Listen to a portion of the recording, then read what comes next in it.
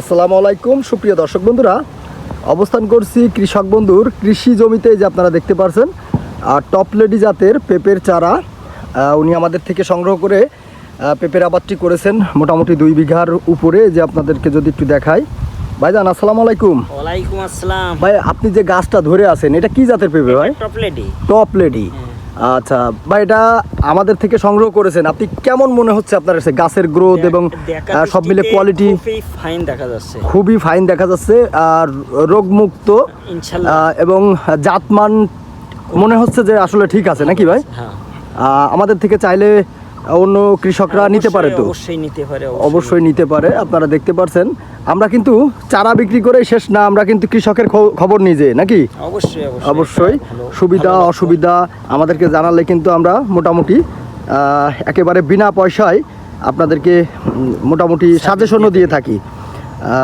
ভাইজান তাহলে ঠিক আছে, ভালো থাকেন। আসসালামু আলাইকুম।